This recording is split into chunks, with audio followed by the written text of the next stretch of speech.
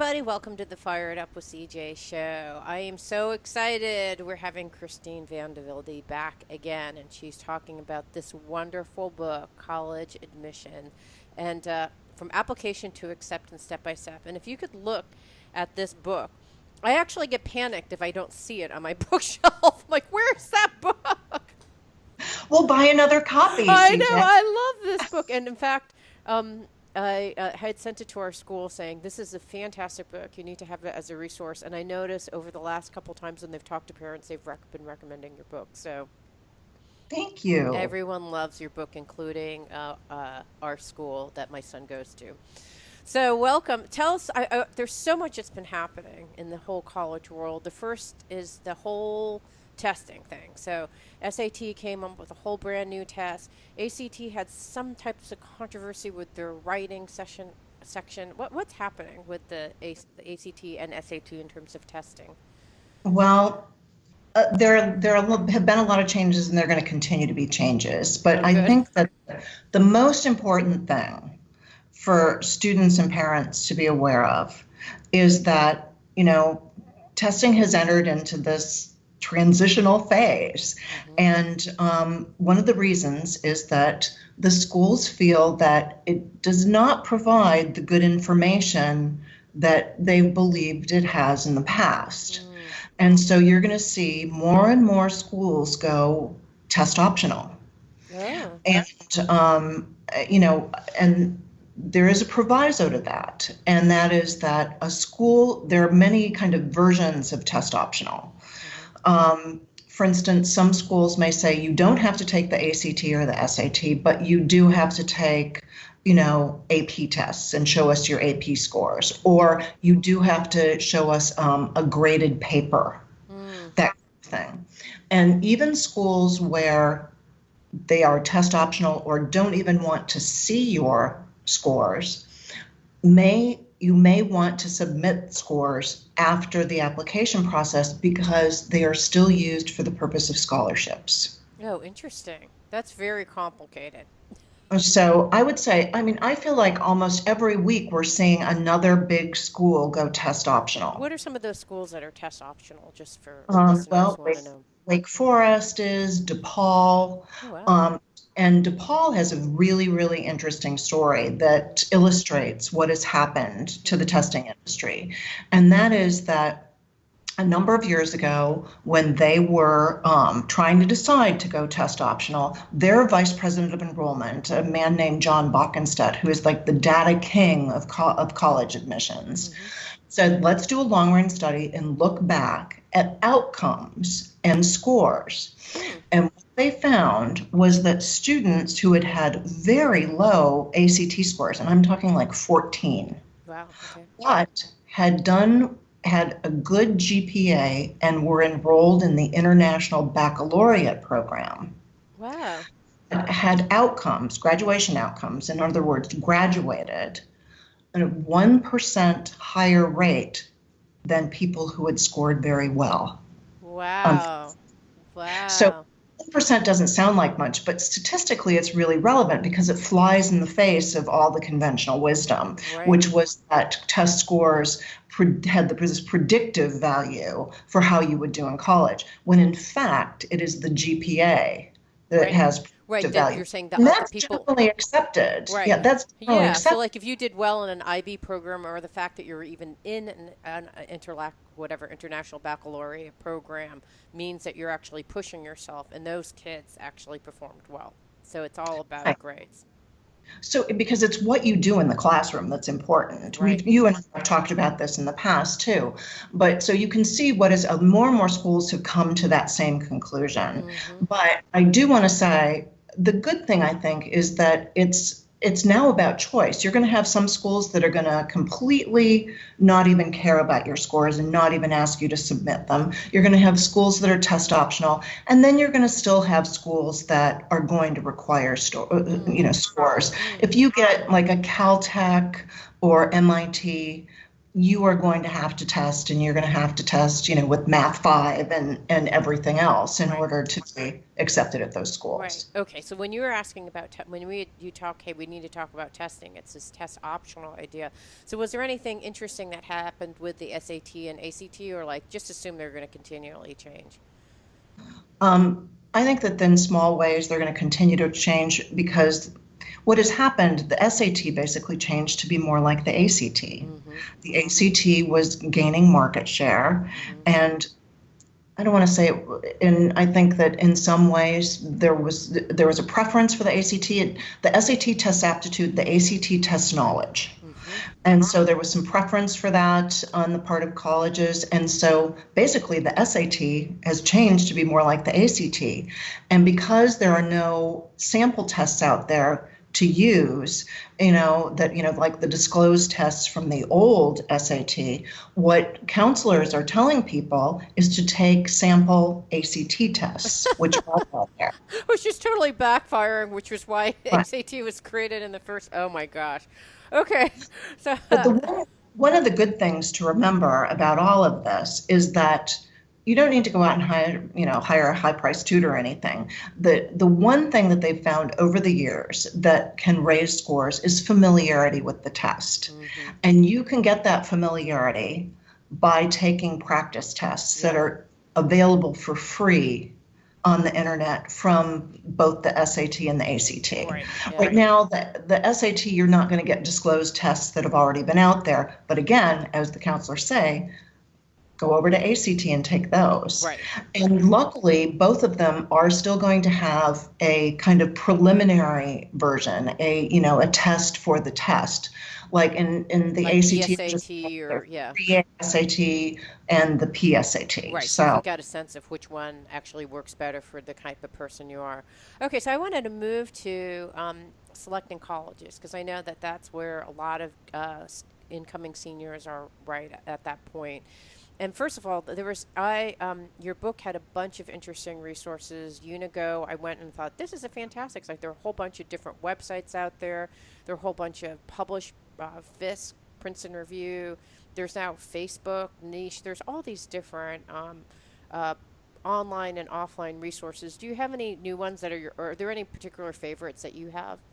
um, well, if your school has Naviance, well, it depends. Yeah, it We have depends. I mean, Naviance, yeah. if they have Naviance, there's this thing called Naviance Super Match, Oh, which okay. can help the kids look at schools that might work for them. Okay. I love Big Future, which is on the College Board site, the Uh-huh. people who bring you the Oh, cool. SAT and the AP tests. Uh-huh. Colleges That Change Lives, CTCL, Mm-hmm. is always a great resource to get kids thinking outside of the 10 college box that Mm-hmm. everybody comes in to the process with. Mm-hmm. Another great resource, which we didn't talk about when testing, is fairtest.org. Okay. And that lists all the colleges that are test optional and Oh. their specific requirements. Oh, very cool. So Okay, that's a really cool. good resource. I love College Match. Oh, okay. These are ones I've never even seen. I love this. And then there are lots of resources for specific populations. Yeah. African American students, American Indian students, athletes, Oh, wow. they're thin edge of the wedge stuff. But we have some of those on the website, and those stay pretty consistent. Okay, got it. All right, so then I have two scenarios. One was, and they actually came from the same friend of mine. They have a son and daughter that are now in college, and the son applied to he wanted to go to a big university. He wanted to have a football team. That was like the thing that he really wanted. And so he went to University of Washington, which is I'm in Washington State. So he went to University of Washington, joined the frats, um, majored in engineering, and then felt like I don't even want to do this. And he did not like and had kind of he was with all these crazy tiger mom children, and he just didn't feel like he was used to being the guy who was always on top, and now he was the guy who was just average or sometimes below average because it was a super competitive class. And then it didn't work, and he just left. Um, so that was one where a high school kid thought he wanted a big school, and he realized he didn't. And he didn't even go to a lot of the football games. Like all the things that he presumed he wanted, he didn't. And then his sister applied to a whole bunch of schools, of which the last minute was added by her mom, who said, "Why don't you apply to this particular school because that's a good business program?" So she did. She ended up getting into that school and loving it. It was just like a last minute winging it kind of scenario. So these are people who I think are pretty common, right? I mean, high school kids don't know exactly what they want, and so when they're going through and choosing things, they may not know. So, what advice do you have for kids who are followed or fall into these camps? I have to tell you that this illustrates the importance of doing your two things really. Illustrates the importance of doing the work on the front end of really researching these schools and making college visits. And and also doing a little self-research, and parents can help with this too. I mean, was this a child who changed their mind a lot? Mm-hmm. So what you're dealing with on the front end, and maybe you need to do a little more work on the front end. It also illustrates something else, though, I think, in the college process. I think that college admissions and parents and schools have sold kids a bill of goods on there being a perfect school. And there's not a perfect school. If you do your homework, there are a number of schools where you will thrive. Of course, being in the business that I'm in, it's like every time I think, oh, I could have gone to University of Virginia. I would have loved it there. It's every time I kind of meet a dean or, I understand a school in depth. It's like, it's amazing how many opportunities there are. Kids have all those opportunities, but they think there's something called a perfect fit, and there's not. What you want is a list of the 10 schools, the 8 to 10 schools that would all work for you. Right. And that's what my son has done. He has 10 schools that would all work for him. They're all really big. I'm hoping he doesn't get lost. I don't know, right? And so I said, let's actually go to a really gigantic class of 300 students and see what you feel. He's like, I would love that. I would like to be anonymous. I don't want someone to call me. Like, that's fantastic. So I was like, okay. And I was like, you could get lost socially. He's like, I won't get lost socially. So I'm like, okay, what can you do? And he wants to be in a big city. So those are, maybe you should have him do an overnight. He is. He's going to be doing an overnight, not at a big school, but I think actually that's a great idea if he did an overnight at a big school. He's only applying to big schools. He needs to do an overnight at a big school. Yeah, that's a great idea. So again, that's the front end research to really know how it feels and whether you want that. Okay, so now it comes down to narrowing his list. So he had 15. He narrowed it down to 8 or 10, which you recommend in your book. And you talk about looking at getting a composition of 3 probable, 2 possible, 2 solids, and 2 statistical reaches. So here's what I think you defined in the book. I'm reading the definitions of your book. Tell me if I read anything incorrectly. So the statistical reaches may be like Harvard or Yale, any of those Ivy League schools where who knows what they're looking for. The statistical reach for each child may be different because, it's based on the student's grades and classes. But you're right. It's mostly those top 25 schools and certainly those top 10 or 12. Okay, got it. So it's kind of like, who knows?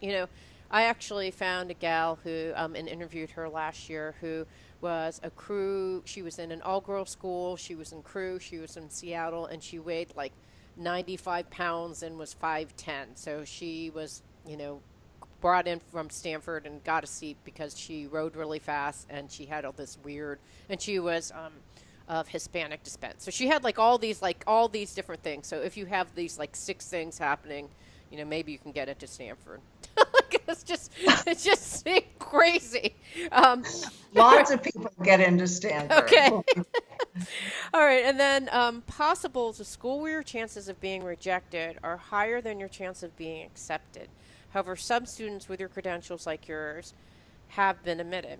So I think with my son, I'm looking at his ACT scores, and I'm looking at, and I don't know how to read some of this stuff. Like, so I'm looking at UCLA, which actually has a chart that kind of looks like this. I don't know if people can see it, but it actually is broken down into quartiles. So it's 25% and 75%, and then it has, in this case, in UCLA, they have California and out of state, so folks can actually look, and then they actually have different scores. I looked at this and said, I have no idea how to read this. I mean, I had to read your book to find out how to read this, but help us interpret these crazy 25, 75 percent. So there's 25% California, out of state, international. So I assume 25% mean that 25% of the students had, like in this case, it says, I'm looking at ACT, a range of 27 California, in state California is 27 and out of state is 32.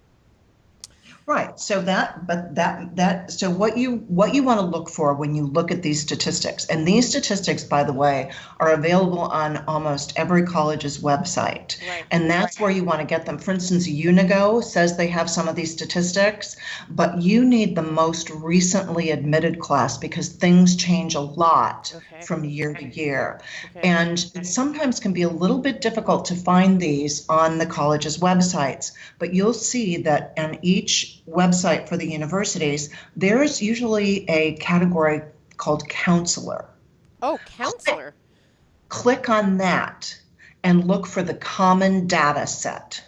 Common data. Okay, because I was looking on their website, and some of them I was trying to figure out which ones were possible, probable, and I couldn't find it. So go over to counselor, and then common data set, and then you'll see something that looks like this.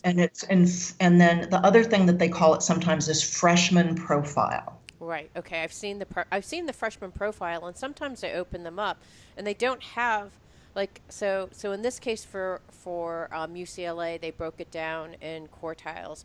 So in this case, my son has a 33. So it says 25, and he's out of state. So I go over here and say, well, 25 percentile is at 32 ACT, and 75 percentile is at 34.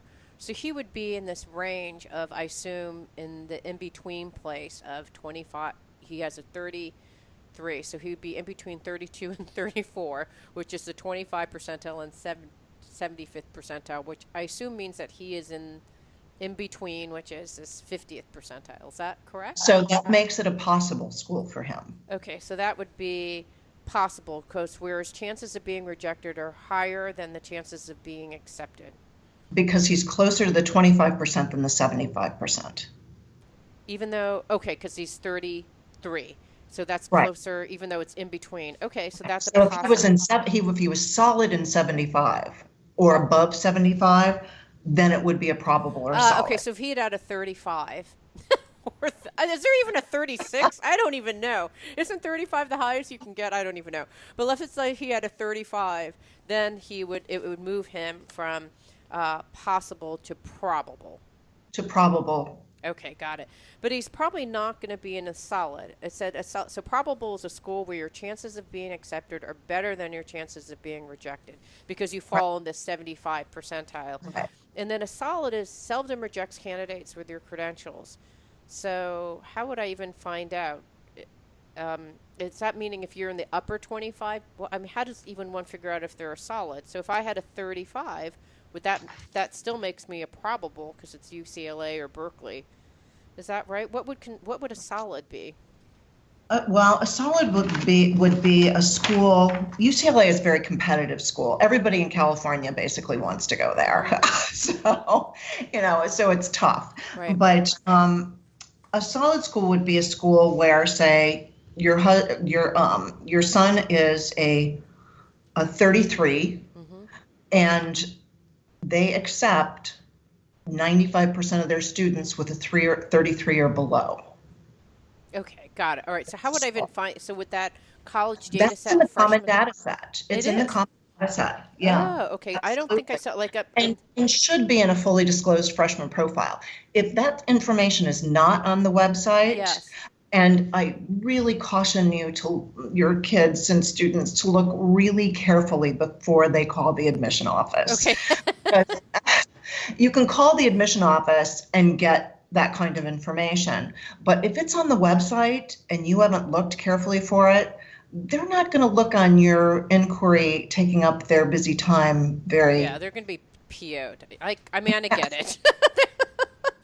Okay, so going back to you're talking about UCLA is super popular, Berkeley, University of Michigan, UNC. These are all state schools. They don't have a lot of information about out of state, and probably all the schools are pretty hard to get into out of state.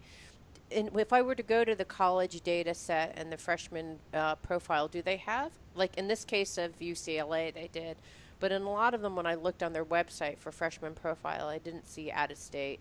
And They is it, didn't break out of state. and is it just like good luck? Good luck if you try to apply to the University of Michigan or Yeah, but UVA. that's true. But that's not true because, for instance, like, because of the state budget problems in places, they have, California basically is doing a road trip to the East Coast to attract out-of-state students, Okay. and has for the last couple of years. So, there are some of these schools. University of Michigan gets a ton of out-of-state Right. students. Because they I'm almost get double the surprised. tuition, basically. And those schools, I believe, are common data set schools. Okay, I'm going to look and So, see. go on their websites and in the search bar, put in common data set. I just didn't know what to put in. I just actually looked at freshman profile and I didn't see any of this stuff. So I thought, well, I don't know how Yeah, it the works. common data set goes really, really deep. Okay, got it. All right, got it. So that's actually great. And then the other thing that I saw was this, these scattergram charts. And I Right. thought, what is this? Is it accurate? Like, this is something, I think I got this from Unigo, and I thought, well, is this even accurate? Should I even bother looking at these? And then there's some of these schools, some of these websites that actually give you a little bar. Like they said, how likely is it? And they stack rank all of your schools that you're applying based on this Okay, well, probability. tell me what website that is that has the little bar. Oh, I can't remember. It's either Unigo or it's one of the ones that you had on your website or Okay, CapEx. then it was probably a rep, but I would say, first of all, there are a lot of websites out there that play this "what are my chances" game. Right, yes. And that is a dangerous game to play because let me tell you, the only person who can really tell you whether a kid is going to get in or not is the dean of admission. And so, you want to be able to calculate, a probability in all of this so that you don't waste the applications that you're putting in. Right. But, you're not really going to be able to tell. You're just going to be able to tell if you're a good candidate or not. Okay, got it. Not whether it's good, unless, of course, like certain places like University of Oregon has a cutoff. Like everybody, I think, above a 3.3 at one point was admitted. Wow. Okay. But there's such a demand for seats right now that it's not easy. What you have to do is you have to make sure you're using reliable sources. Right. And your reliable sources are the common data set and the admission office. Okay. Or your high school college counselor. Okay. They a lot of times have information. And these scattergrams became popular with the Naviance app, and okay, got it. and Okay. if the scattergram is on your high school Naviance site, it can actually be really good if it has several years worth of information. If it's a new service at your school, you're not going to have the history of information. But Okay. it's most reliable because you can see how they look at students from your school. Right. Yes. You almost have to look at how many years do you think is reliable? I mean, I don't know. I think they probably have like 10 years, I think. I don't know how many That years. would be fantastic. And what would you say, like, if they have And they, five? and they tell you if it's a legacy, if it's an athlete, whatever. So if you have an outlier up there with like a low score or something, you can see that that's an athlete that they let in. So he had some other thing that they wanted that they were willing to forego a higher score I with. see.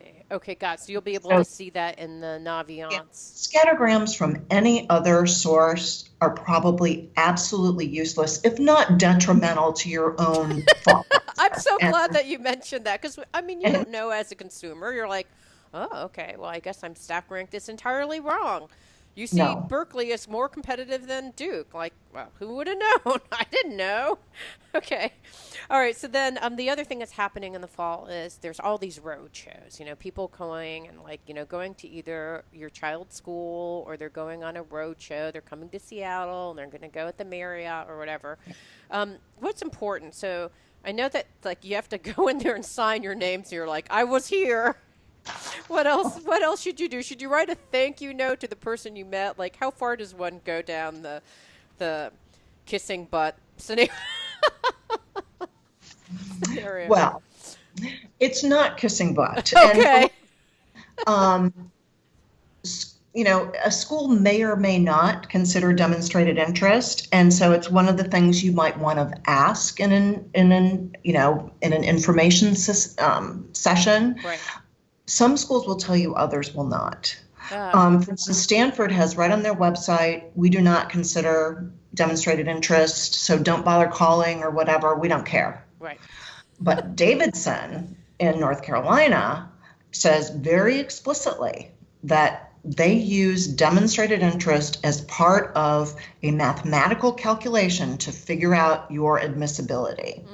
So, for instance, if Davidson is something that you might be interested in, and they're doing a roadshow in your neighborhood, and you don't go to see them, there's going to be a 0 on that line. Right. Okay, so you would almost have to go to their website and put in like demonstrated interest and see if something pops up. And they will literally say like Davidson looks at demonstrated interest as a factor. Like it would be like show up that way. Okay. But as I said, not all schools will disclose this. Right. So if there is a school that you are interested in, then you would be wise to attend the information session or the regional college admission officer visit to your high school. Okay, got it. And sign in or let them know that you're there. And if, for instance, if they visit on a day when you're having a test and you can't make it, it's even smart to like write a note and say, I'm really interested in Reed College, but I couldn't be there when you visited. Please put me on your list for information, and I hope to visit the school in the future. Okay, got it. Wow. I know that sounds silly when you're talking about 2,400 four-year colleges, but if it's one of the 10 that you're interested in, it's worth doing that. Right. The other kind of yardstick rule to keep in mind is that if you were within a day's driving distance of a college that you are truly interested in, you should make that college visit. Right. And make it an official visit where you make the reservation, you go to the information session, you go to the tour, etc. Okay, got it. That's good to know. And okay, so that's the other part. Now the next part, now I'm looking at my timeline. The next part is there's rolling admissions, early action, early decision, restrictive early action. And I know that you divided these between non-restrictive and restrictive plans. So there's regular, which is basically apply in January. Then there's rolling admissions, which is a set of schools that you can go to, and basically they accept. It's kind of like first come, first serve. So if it's rolling admissions, you like, like find out if the school you really like is in rolling admissions and apply early, because it could be your space may be taken. Right, that's what I'm getting. Is that right? Well, if you're really interested in a school with rolling admission, you should apply in a timely fashion. Or you can ask them again, the way that college admissions has changed since you and I and other parents applied is that I never would have thought of calling the admission office when I was applying to colleges. Yeah. It never would have occurred to me. Yeah. Now they like to hear from students, not parents, but students. So go ahead and call them and ask them what's their experience with rolling and whether or not they get filled up by a certain.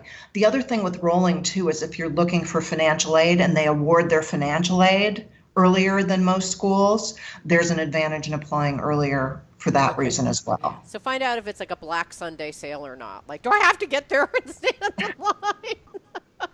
Will my Bluetooth be removed? Okay. All right. So then, And then early action is that when you actually, so you apply, so like some of the schools like UNC, I know is one of them, University of Michigan, I think is another. You apply in November and then you find out in January. But do you find out early enough so you don't have to submit your applications in January, or you're like, what's the purpose of doing that?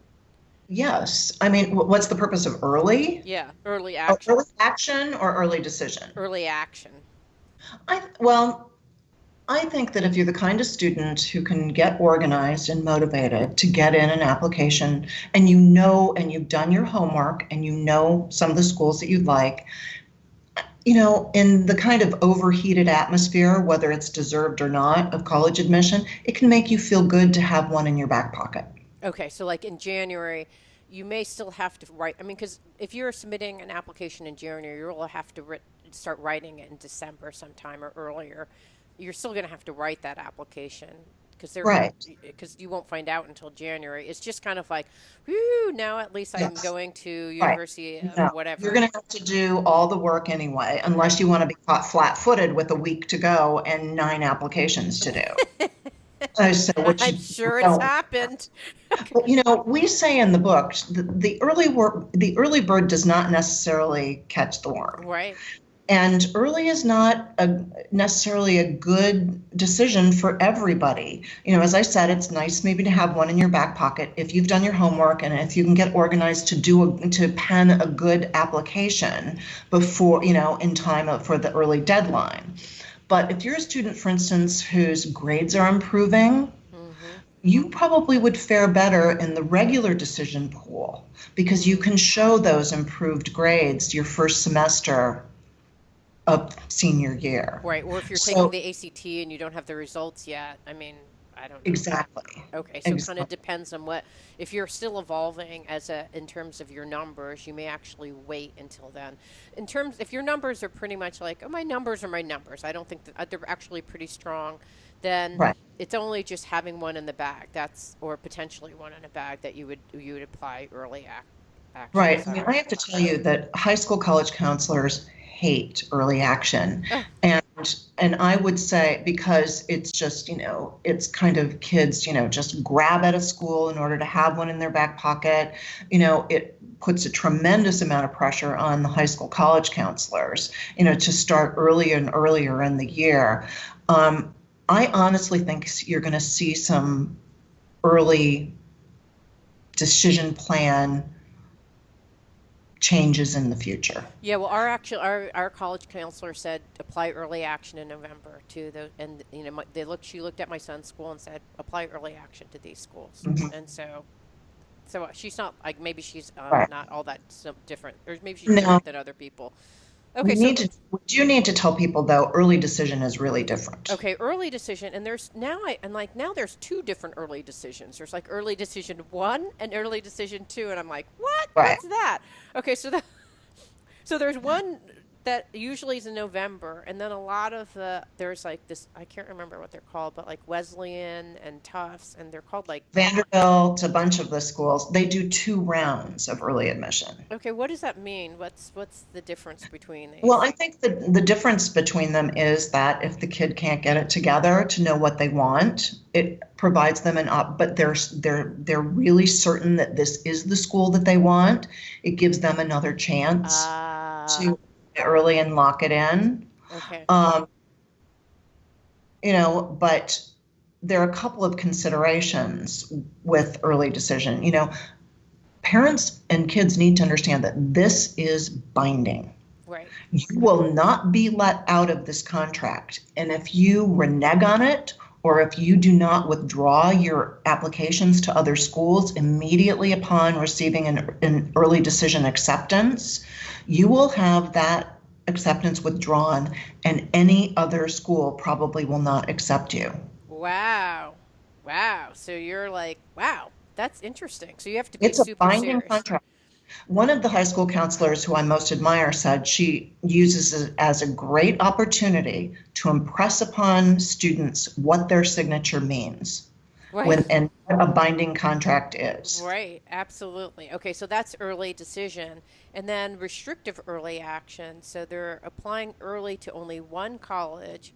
and it's early decision without commitment to enroll. So that's Right. not binding. So like I noticed a lot of colleges have it, like Harvard and wherever. No. I think there are like 4 colleges that have it in the country. Okay, what are they? I think it's Harvard, Yale, Georgetown, but Georgetown's is slightly different. It's it's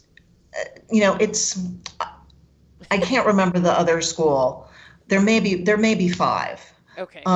Because it changes every year. Right. But all I can say is that it shows the importance of looking very carefully at each school on your list and understanding what their requirements are for applying under any of these plans. Okay, so if I apply to Harvard, not that we are, but if you're applying to Harvard and you submit it in November, and then you find out in December, yay, I got into Harvard, then it's optional whether you attend or not? Yes.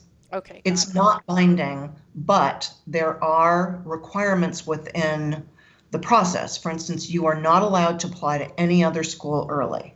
Okay, got And it. if you do, that's grounds for, again, withdrawing any acceptance that would. Oh, so you have to choose between Harvard, Yale, Princeton, or whatever the number of whatever Right. schools they are. Right. Okay, got it.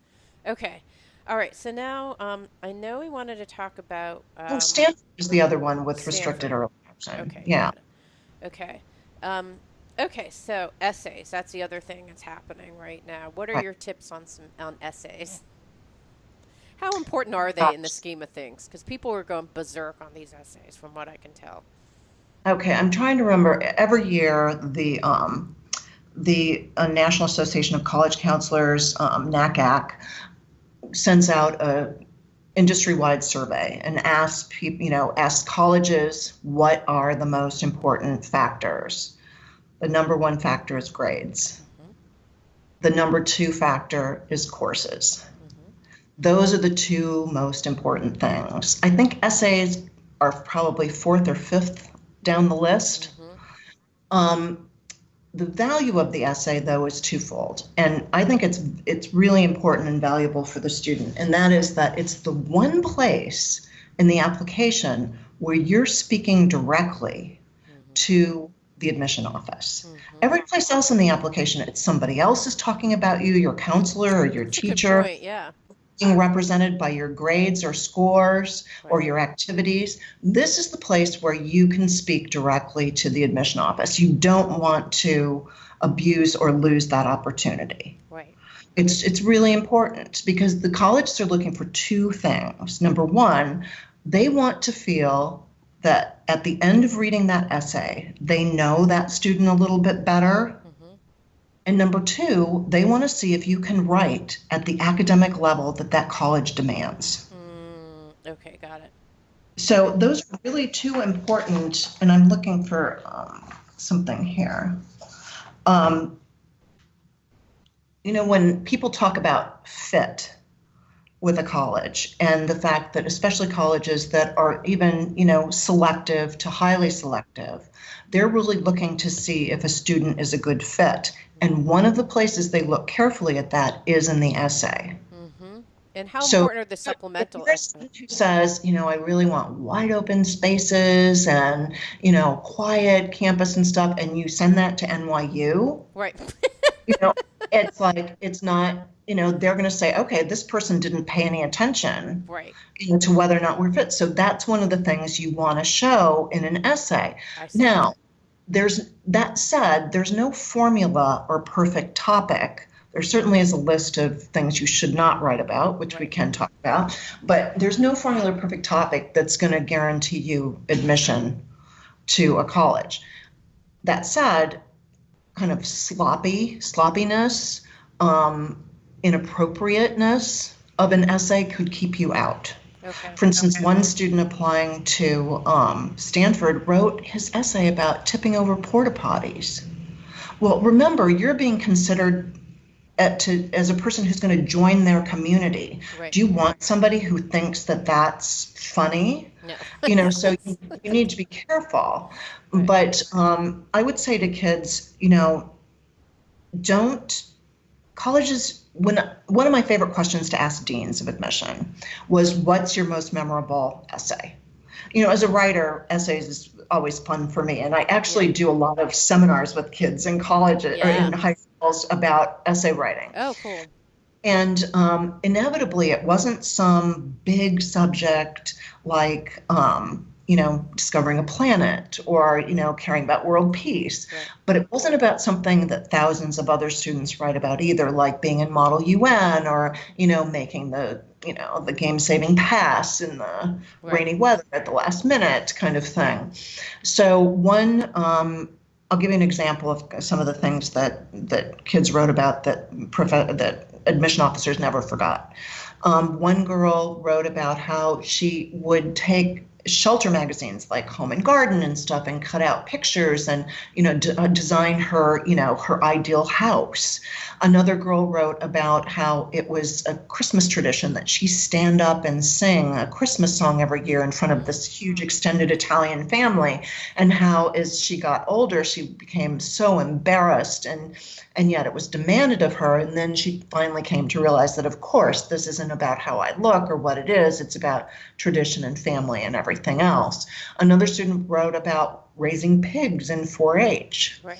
Another student wrote about how playing Dungeons and Dragons was the absolutely perfect pastime because all you needed was pencil, paper, Cheetos, and Mountain Dew.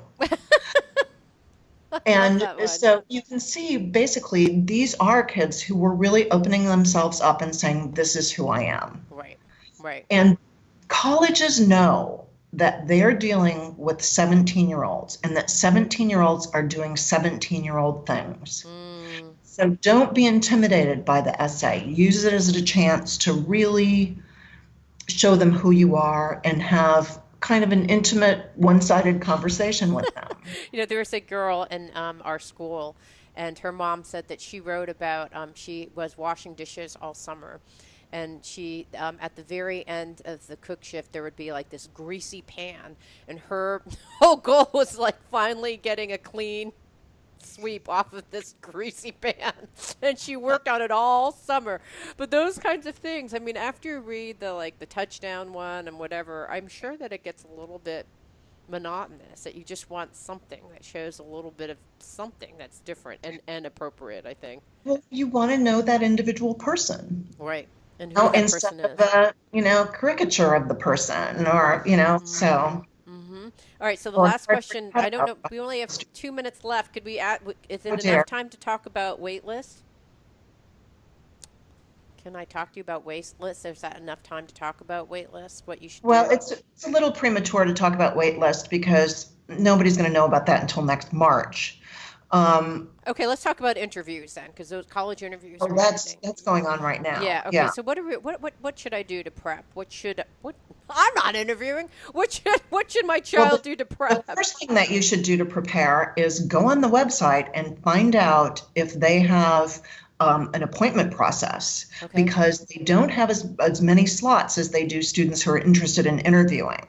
So you need to get on there and get your appointment made with the person who's going to interview you. Also, different schools have different requirements. At Harvard, they will not let you schedule an interview on campus until you have your application submitted. Okay. But they do alumni interviews across the country. Right. And so, so you need to go on to the websites again or call if it's not clear, and only if it's not clear on the website, which it will be, then call the office and say, what's up with this? A lot of schools are now doing Skype interviews because they realize it's a burden financially and time-wise on these busy students to travel, to the campus at a certain time of year. Wow. So there's that. Like Wake Forest does Skype interviews, and a lot of other schools are doing them as well.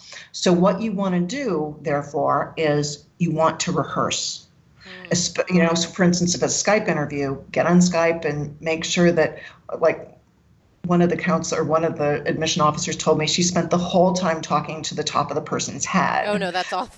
And so, so you want to prepare in that way. But the other thing is to rehearse and prepare a little bit by thinking about, what you want in a school, what motivates you, what you can't live without for 4 years, all of those things that the interviewer might ask you about. Right. And in our book, we cover a lot of real estate with these questions. Right, to be prepared. One of the most effective things is to role play with a friend or a parent, an interview.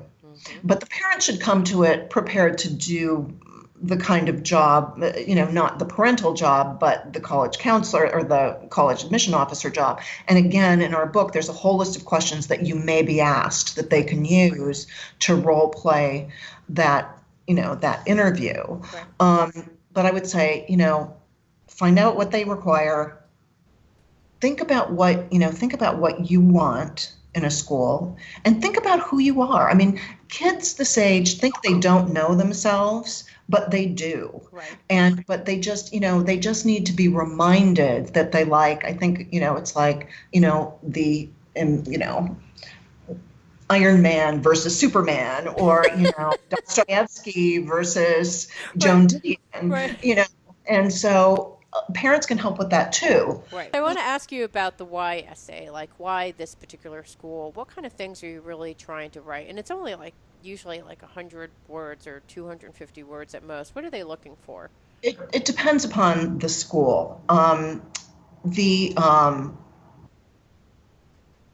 When colleges went over to the Common Application, they gave up their individual applications where they often asked questions that would, again, help them to see this fit that we're talking about. The YSSA allows them to see whether or not the student has really done their homework and knows their school. Okay. And if you haven't, for instance, you cannot write, oh, I'd like to go again to NYU because I've always wanted to go to school in a big city. That's not good enough. You need to know about their programs, the character of the school, the character of the students, their majors, their other opportunities on campus. And that Why Us essay is the place to show that. It is extraordinarily important. It will often be shown as an optional essay. It's not optional. You need to do it.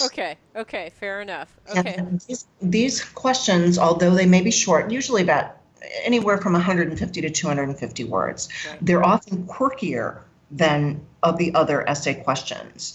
And to me, that makes them a lot of fun. One year, I think Tufts had a question that asked, if you could be a fictional character anywhere, what would you be? My personal preference, I think I would be Cinderella and live at the happiest place on earth all year. But, so you can really have fun with these questions. Right. You mean with the supplemental questions? Well. Yeah. But again, they are not, these are not optional questions. Okay. So when they say optional, if you don't fill it out, you look like a slacker. Like, fill it out, because if you don't, it's like, clearly you don't care. Well, in a school that has a lot of applicants for every seat, they're going to say, okay, this person's not actually interested in us. Okay, got it. All right, that's good. So we're not going to offer them an acceptance letter because we have somebody over here who went to all the trouble of answering all of not only our YS, but all of our optional essays. And the other thing I've noticed is almost everyone talks about diversity now. Do you have a sense of why that's happening and what they're looking for? Are they looking for a diverse population or diverse thinking? Why is that on every... In the essays? Supplemental essays. A good portion of them ask about your diversity and how do you think about diversity. Is that because of all the scandals on college campuses about this? I just can't figure out why. I think it's a hot topic on campuses. I think colleges care about it and they want to bring people into their community who, if they are a diverse community, because not all colleges are, and the majority are probably not that diverse, depending upon, you'd be hard pressed to find a lot of diversity at University of Montana, for instance. Right, yes. But the thing is that I think that it's a popular subject. I think they want to, understand the students who are coming onto their campus and make sure that they be comfortable with a lot of diversity because it is such a... Right. That said, I think one of the things that that parents and students should be aware of these days with all the controversy, for instance, what happened at Yale last year, what has happened at University of Missouri, is that I think this movement to curtail free speech on college campuses is really a dangerous precedent. And for instance, personally, I wouldn't want my daughter to go to Yale at this point. Right. I really wouldn't, because I just think that it is an anti-intellectual environment.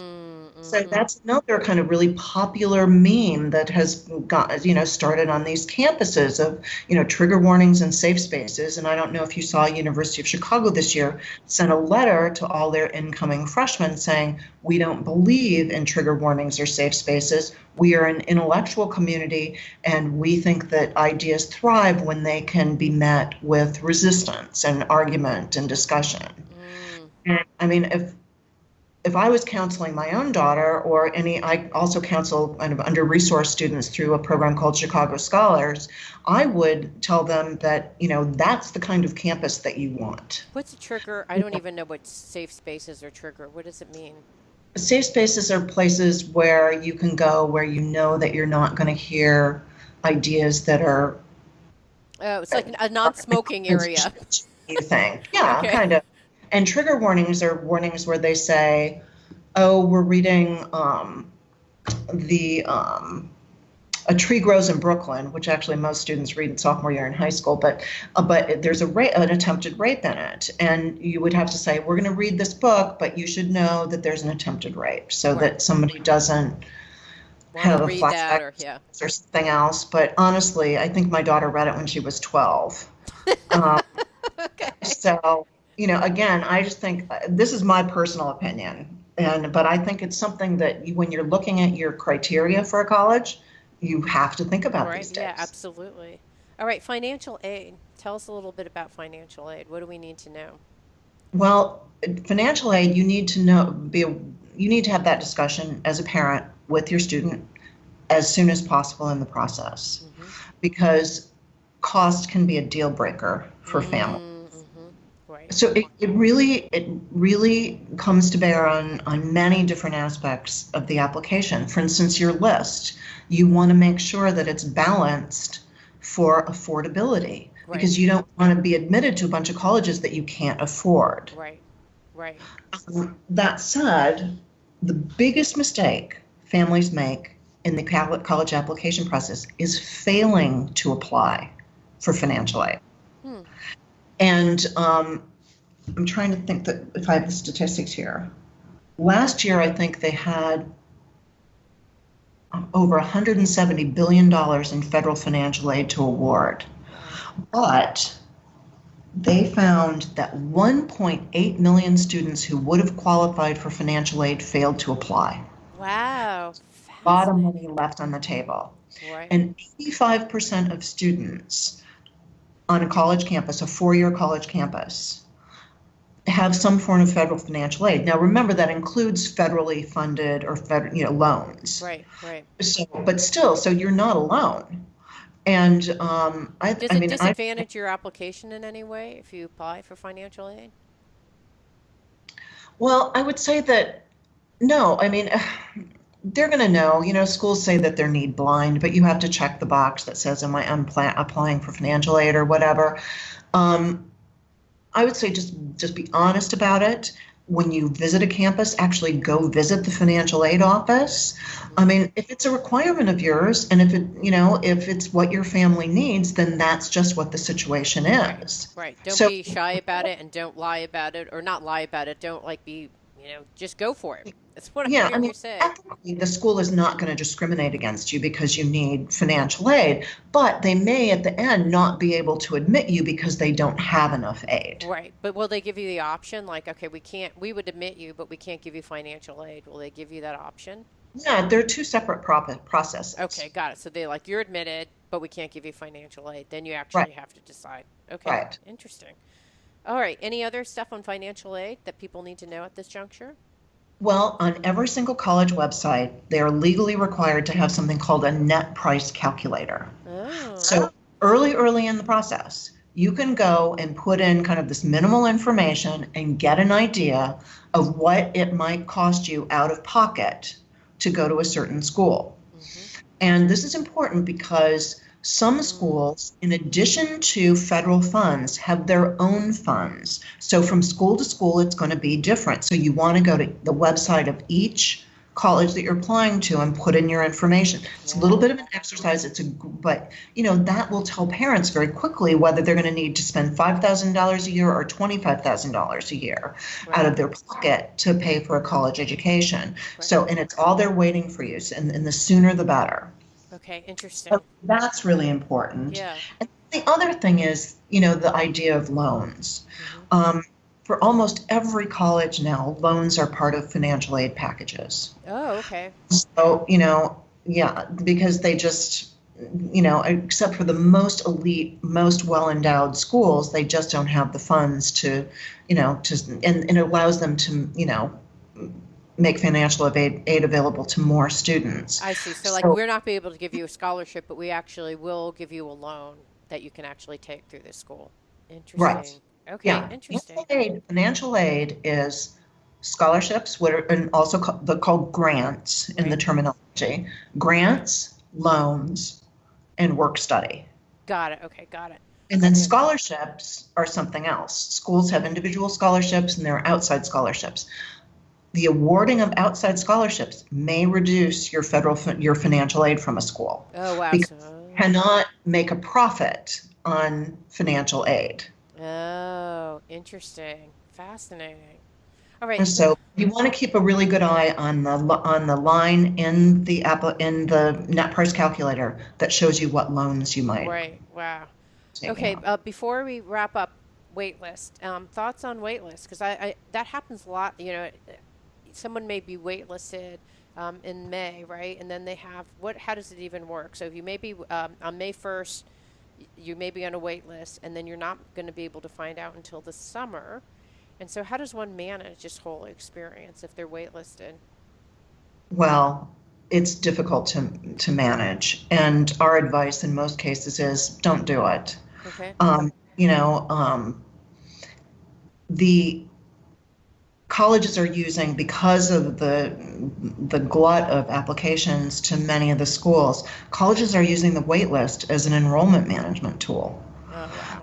And so, some schools put a lot of kids on the wait list so that they have a deep pool that they can draw from if they don't get the students that they'd planned on getting after May 1st, which is the national decision day when students have to send in their check and commit to a school.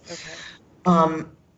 Talk to the college really about what the chances are of getting off the wait list and, what the probability of it is. Right. But our advice would be to fall in love with one of the schools that has accepted you and do that. Okay. Kids do get off a wait list, but what it's rare. happens if you get off the wait list? Like, so let's say that you were like dying to go to Harvard and they put you on the wait list. And I don't even know if that's a school that does wait lists. And then you got into some school that you like I fell in love with, it's close enough. And then you find out from Harvard, in June, hey, you're off of the wait list. Then what happens when that? Well, you're lucky if you'll find out in June. It's likely going to be later because the wait lists are so large and stuff anymore. But you can go to Harvard, but you will lose your deposit at the other school. And how much is usually the deposit? Is it the full tuition or like part of it? It's probably not full tuition, but it's sizable. Okay. So you have to step away from. Okay, so you have to be willing to step away from whatever money that you actually made with the school that you fell in love with. I see. Right. Got it. And so the likelihood of it's kind of like getting on standby then. Like you're on standby, and standby there are people who have they're whatever the elite status, and so they're probably going to actually get on standby, and they're the people who like hardly fly on that airline. They're going to be below. I assume that they actually have a stack rank of kind of kids that they have stack ranked, and like you said, if they know what their probabilities are to get off that list, and the school probably knows if they're like silver, gold, bronze, whatever. Is that true? Well, what it depends upon the school, but most colleges, most of the deans have told me is that the wait list is a whole new decision process. In Oh, other words, so now some schools will rank their lists, and you should, that's one of the questions you can ask when you're right. talking to them if you're on the wait list. But for other schools, they look at the information that all it with a fresh eye. Oh, And wow. but also because then they have the opportunity to see where the holes in the class are. Okay, Oh, women, do they want more engineers? Do they want more wow. managers? And so, you know, it depends upon what the institutional priorities are. Yeah. And And you you have a bunch of other great questions. Will housing still be available, right? You don't know. Will financial aid still be available? I mean, these are the those kinds, are so it just those are big questions with the yeah, weight. so that just opens up a whole bunch of uncertainty, whether you want to deal with that or not, or if you're like, forget about it. I'm going to the whatever school and just going to have fun for my spring semester versus still pining for the guy that didn't ask me to the prom. Right. Wow. Okay. Any other thoughts on waitlist? No, I mean, the one thing you have to, one thing that students should be aware of, and it's a little bit early for this, but you have to accept your position on the wait list. You get a Oh. letter that says you've been waitlisted, but they're going to ask you to respond about whether or not you want to remain on the wait list. And Oh. there are two things I want to say about that. Number one, don't stay on a wait list if you're really not interested in the school. Let the position go to some other student who really interested, Right. even though, the odds are small. And the other thing is that, it's like if you don't respond, if you don't pay attention, then they're just going to take you off the wait list and you're going to be nowhere. So you may think you're on the Oh. wait list, you're not. Oh my And goodness. the other thing is that you want to keep the school up to date with any changes. In other words, any any new SAT or ACT scores, any honors, anything like a state trophy in Right. soccer or whatever, Right. that kind of thing. Don't overwhelm them with information, but definitely update your application. And don't, for the most part, send additional recommendation letters. Don't give me more to read. All right. No, listen, I want to tell you that there's a saying in admission offices, the thicker the file, the thicker the kid. I love So, I love that. On that note, we've been talking to Christine VanDevelde, and we've been talking about her book that she co-authored, College Admissions from Application to Acceptance Step by Step. Thank you so much. This is thank really you. super, super helpful information. Thank you. All right, bye, everybody. It means so much to me that you're listening to the show and love your support in any way by giving me comments below or to subscribe to the show or share the show with friends. Thank you again for your support. Love and blessings.